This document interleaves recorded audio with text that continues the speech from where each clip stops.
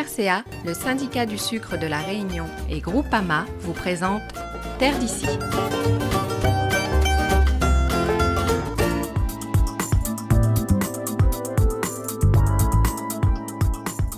Nous sommes là, mais d'ici déjà là c'est vivant.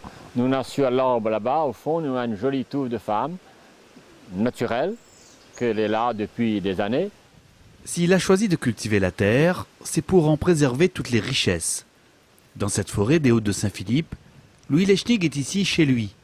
Un terrain familial qu'il connaît jusque dans les moindres recoins et qui recèle bien des trésors végétaux, comme cette orchidée emblématique de notre île, le Faham. Là, lui est dans le calopentre naturel.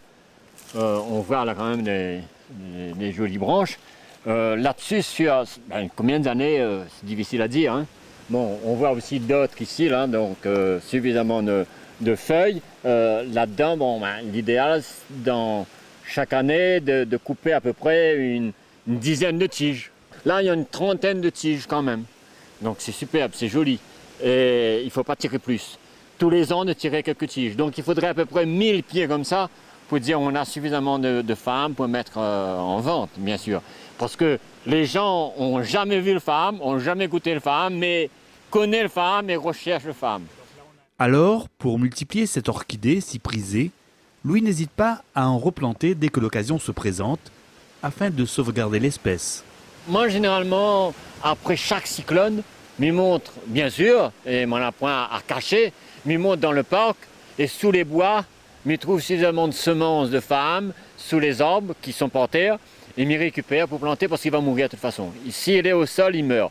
Et moi, m'y pars juste après, pendant une semaine après les cyclones, m'y pars récupérer des boutures et m'y remet ici en greffage, en plantation sur les arbres. Bon, pour compléter le côté naturel, parce que m'y connaît que naturellement on en a, donc lui plaît du bien, c'est ventilé, il y a suffisamment de lumière pour que le Faham pousse.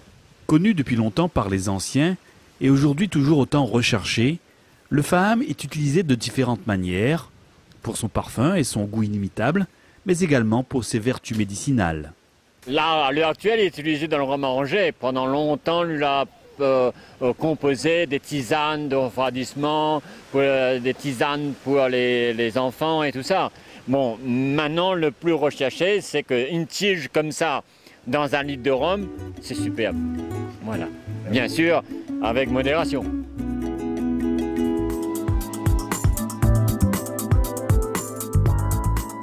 Cultivateur à Saint-Philippe, Louis Lechnig s'est converti bien avant l'heure au principe de l'agriculture biologique. Sur les hauteurs de cette commune du Sud sauvage, Louis produit principalement de la vanille bio bien sûr, qu'il cultive sur des pieds de palmistes rouges. La vanille est pérenne si on sait travailler. Le palmier est un bon tuteur pour la vanille. Si on coupe le palmier, il faut recommencer et attendre 7-8 ans.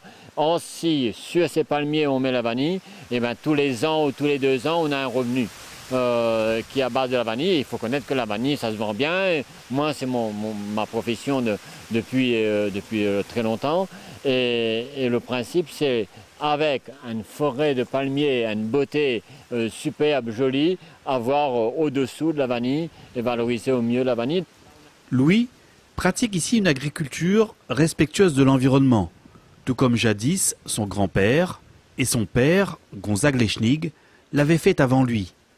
Heureusement, ce message, on l'a compris, on ne vient pas riche, mais on comprend qu'on s'enrichit du système, de la nature et d'une manière autrement, et on apprécie le côté naturel des choses, la forêt endémique, l'agroforesterie, comme on dit, c'est un mot moderne, mais il y a longtemps que le papa faisait de l'agroforesterie. Il y a plus de 50 ans de cela qu'il faisait de l'agroforesterie.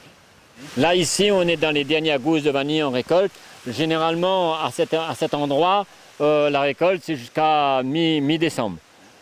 Si on pousse même un peu plus haut, on est début janvier, les dernières gousses. Mais là, c'est à ce stade-là, dans 15 jours, et c'est bon à récolter, il faut récolter. Et pour obtenir ces belles gousses pouvant atteindre les 25 à 27 cm de longueur, Louis Lechnig procède à une fécondation très précise de la fleur de vanille.